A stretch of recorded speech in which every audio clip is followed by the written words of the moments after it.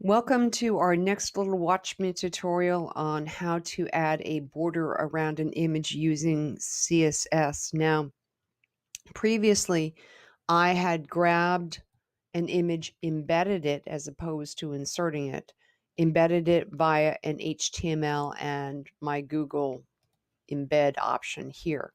So I've still got that content tucked away over there. This is the line that I want to use for my image. Now, I could create a whole new one. I could hand type this and then I could go out and get a new URL, but I'm just kind of saving myself a step by having this sitting in the background because I know I'm going to use it. So the first thing I've done here is I have put kind of like a little text box up here that has CSS box model sample so that I know that when I'm looking at this image down here, that's indeed what that will be. Now, I've encouraged you to go learn through the W3 schools of web design what a div tag is. And I've encouraged you to play with the CSS box model. And I'm going to come back here and click on try it yourself. And I'm starting with from scratch, basically, to try to get a clean slate. So now I'm going to manipulate a couple of things. The first thing I want to do is, first of all, this little chunk that says demonstrating the box model, that can stay there because that's essentially the same thing that we're going to do. It's just we're going to manipulate this box with the content, size, etc. So the next thing I want to do is actually in anticipation of that image, which is kind of blue with a little bit of a yellow, I've picked kind of a darker orange color. I don't know that this is going to be the most aesthetically pleasing combination, but I have copied this darker orange and I'm going to use that as my border here. Excuse me, sorry, here. And I do want it to be a solid border, so I'm going to leave that there. And now there's that particular piece. In terms of the background color, I'm not crazy about light gray. I think it's actually too dark. Although, you know what? Well, we can leave it for the moment.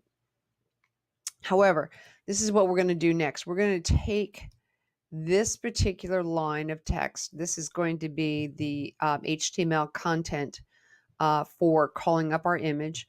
And we're going to come over here. And again, this is outside of the box and this is inside the box. So if I identify that there, the H2 and the paragraph are outside and here comes my div. That's that div tag that drives the content of this box over here. Notice that by having separated these, I didn't make any changes. The spacing and stuff like that is not going to be interpreted. It's going to act as if it were right up against it. So I'm going to erase this content here and I'm going to paste my URL. Now, I'm going to have a bit of a quandary as soon as I run this. Take a look at that, right? Not thrilled with these color combinations, but it will work for this example. So here's the thing, right? I've got a width attribute on my image of 500 pixels, and yet I've got a width attribute on my div of 300 pixels. So at a very minimum, I need to increase this to 500 to encapsulate that image.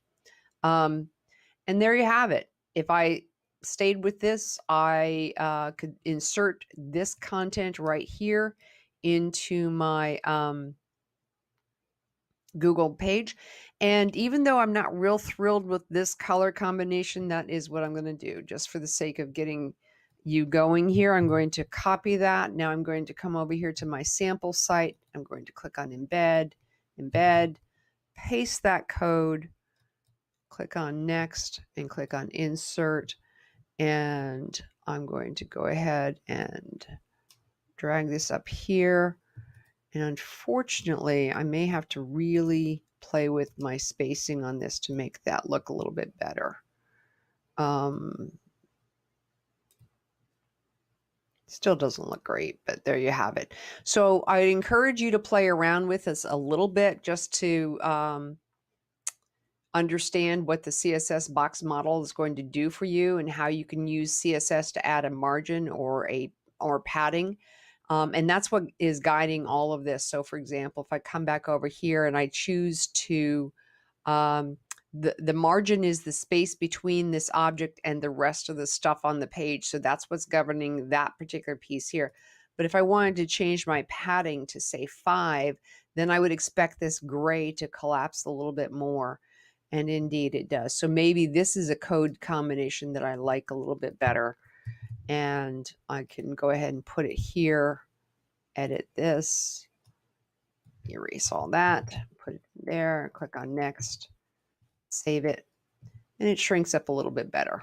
So go ahead and play around with that. Hopefully you get a more aesthetically pleasing combination, but as long as you're demonstrating the skill, you can certainly copy my example. Talk to you in a bit.